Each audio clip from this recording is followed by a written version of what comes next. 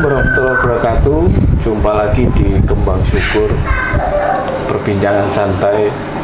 Kita akan membahas kali ini kita akan membahas tentang yang lagi rame saat ini, Pak Ustadz. Jadi tentang magic, sulap, yang lagi rame dan viral-viral ini, Pak Ustadz. Jadi ada di media sosial lagi rame pertentangan ya di dunia magic. Ada di sana klaim seperti ini kebenarannya, di sini klaim seperti ini kebenarannya. Nah, menurut Pak Ustadz Firdaus sendiri gimana, Pak Ustadz? Adalah sulap, magic dan ilmu yang mungkin tidak kasat mata, yang memang publik banyak menerka-nerka seperti itu, Pak Ustadz. Bismillah, alhamdulillah, hamdan syukran lillah, amma ba'd. Saudaraku semuanya yang dimuliakan oleh Allah di channel Kembang Syukur ini, yang nonton saya doakan semoga rezekinya banyak barokah sehingga bisa membuat rumah yang megah. Amin. Bisa beli mobil yang mewah. Amin. Bisa berangkat haji, umroh, Mekah, Madinah. Semoga keluarganya sakinah, mawaddah, warohmah. Putra putrinya soleh solihah. Amin. Panjang umur, husnal khotimah. Allahumma. Amin. Saudaraku semuanya yang dimuliakan oleh Allah, memang saya beberapa hari melihat di media sosial, baik di YouTube, di semuanya ini lagi ramai. Ada pesulap yang luar biasa. Ada perdukunan ya. Sebenarnya kita memang perlu tahu rata-rata dukun itu, Mas, rata-rata dukun itu tidak semuanya, tapi rata-rata memang kodam perewangan. Ada, saya diceritai oleh guru saya, jadi kodam itu perewangan.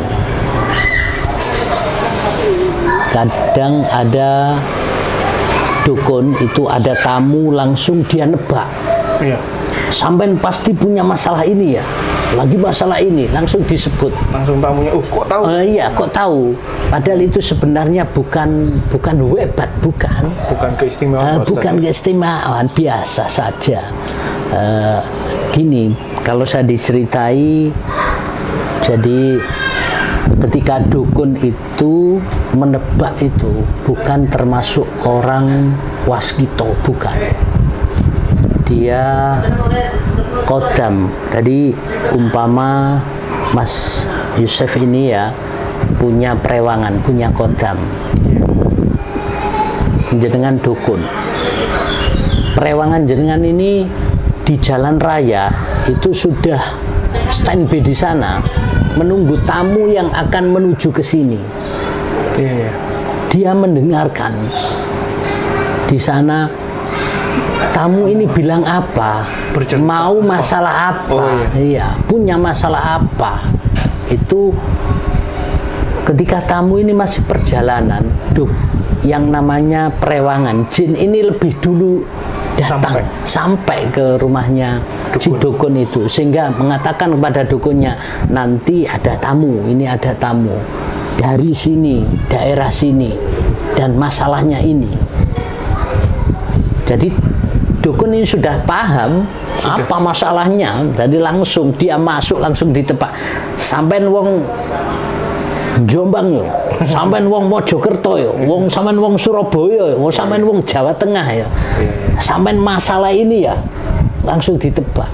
Kalau orang biasa, hebat orang itu, padahal bukan hebat, biasa-biasa saja.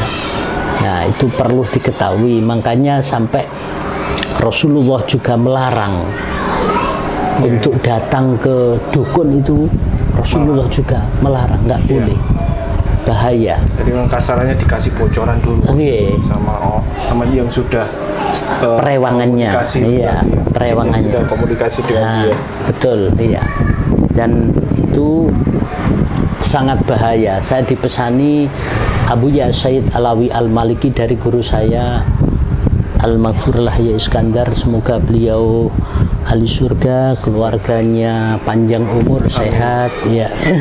Beliau itu Masya Allah bercerita, sak kepepet muridku ojo sampai kodam jin, karena kodam jin itu sangat berbahaya. Dalam segi materi mungkin bisa cepat kaya, dalam segi pengaruh Mungkin cepat, sangat signifikan pengaruh. iya, pengaruhnya luar biasa. Pengaruhnya ketika pengikutnya orang-orang besar banyak, kita nggak usah kaget, karena itu bukan termasuk bukan termasuk keistimewaan, karena itu adalah kodam. Berbeda dengan memang orang itu yang hanya mendekatkan kepada Allah, dan itu semua merupakan anugerah, merupakan karomah. Seperti kita tahu karomahnya Yai Hamid Pasuruan yang sudah terkenal, memang terkenal waliullah mutafakun alaih, yang semuanya mengakui kewaliannya, tidak ada yang janggal dengan kewaliannya beliau.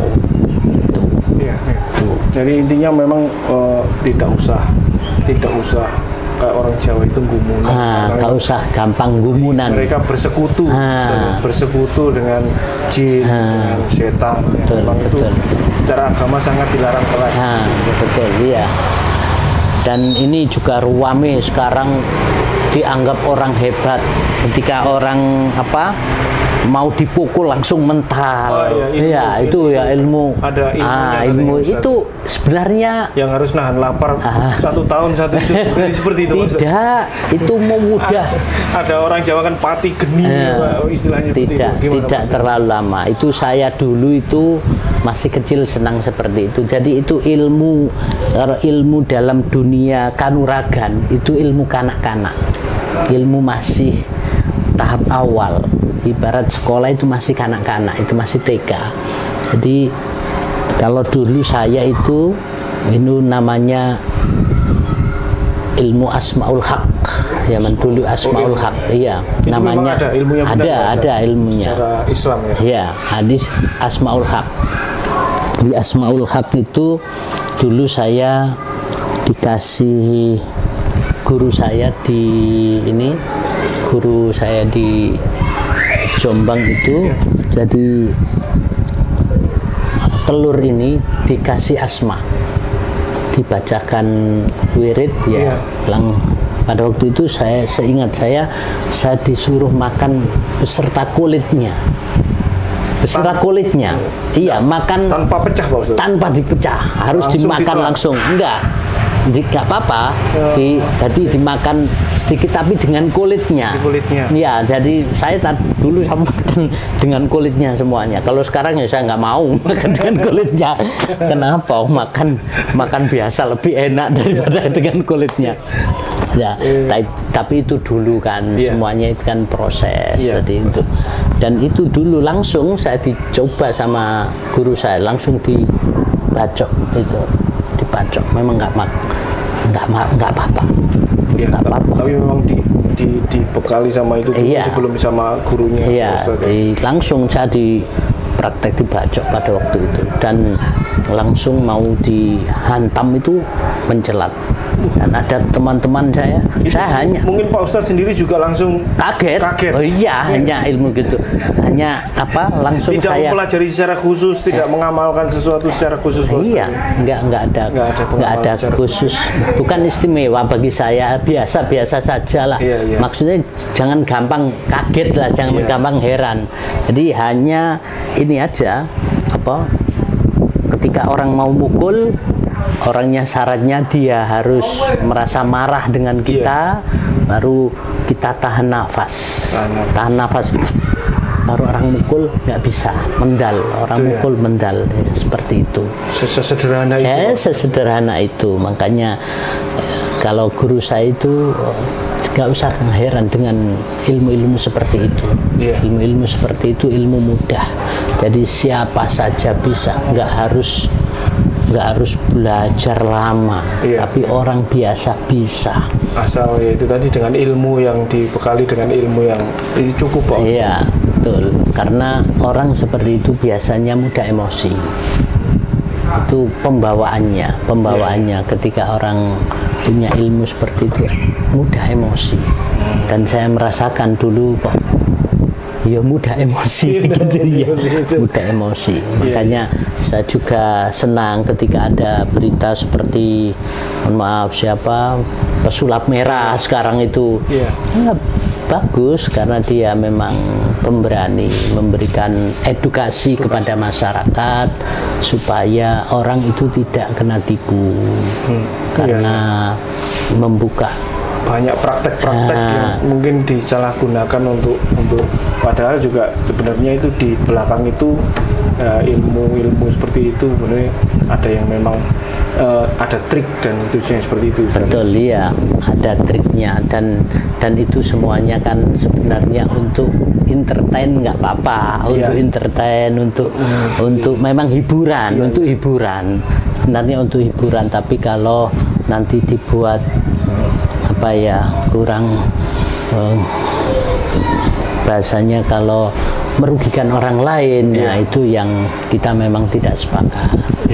Yang selama itu untuk kebaikan ya monggo, untuk buat hiburan ya monggo. Tapi kalau untuk membuat merugikan orang lain kita nggak setuju, kami juga nggak setuju.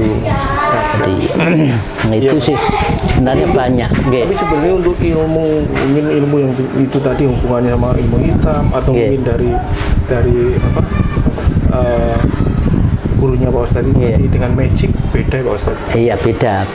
Jadi beda. Kalau memang pesulap itu kan rata-rata untuk entertain sih Mas, hanya untuk hiburan lah, untuk hiburan. Jadi dan semuanya itu bisa ada triknya.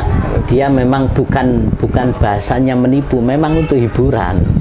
Nah, ada semuanya. Tadi uang dirubah terus uang ini itu hiburan semuanya, bukan.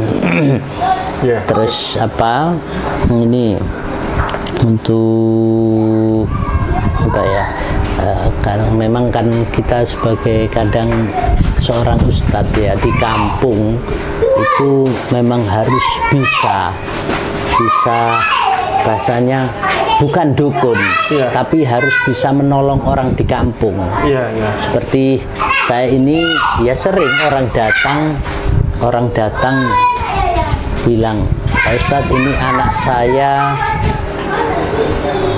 anak saya ini nggak bisa tidur sama sekali, dia itu nangis terus ya sampai malam. Nah, kalau seperti itu biasanya saya bacakan Al-Fatihah dengan membaca burda. Itu saya setelah itu saya tiupkan ke air, saya suruh minumkan. Dan itu memang harus bisa seorang ustadz karena sebagai tokoh agama, tokoh masyarakat harus bisa seperti itu. Kadang memang orang-orang di masyarakat itu kan masih butuh doanya seorang ustadz lah. Itu kita harus bisa mandi gak mandi urusannya Allah kan gitu, tapi kita sudah menolong. Iya. Jadi selama kita menolongnya itu sandarnya kepada Allah, sebenarnya tidak apa-apa. Bukan kategori dukun, karena itu kita semuanya menyandarkan kepada Allah. Pasrahkan. Menyandarkan segala hasil. Yang penting kita sandarkan masalah dia. Sembuh nggak sembuh itu Allah. Bukan urusan kita, tapi itu semuanya Allah. Baik. Itu Pak Ustadz mungkin kali ini perbincangan kita cukup sampai di sini Pak Ustadz. Nggih, Bahas siap. pesulap sama itu. Nggih, nggih, Semoga mencerahkan nggih. penonton Kembang Syukur di sini. Nggih. Nah, saya akhiri. Alhamdulillah. Wassalamualaikum warahmatullahi wabarakatuh. Alhamdulillah, wahai semua penonton yang silahkan tulis komentar di bawah kalau ada saran, masukan atau doa lah. Monggo nanti dengan support panjenengan semuanya, insya Allah channel ini akan berkembang dan memberikan manfaat kepada yang lain. Semoga sekelumit apa yang bisa kami sampaikan bermanfaat bagi kita semuanya. Ila liqa hadanallah wa iyyakum ajmain. Assalamualaikum warahmatullahi wabarakatuh. Waalaikumsalam warahmatullahi wabarakatuh.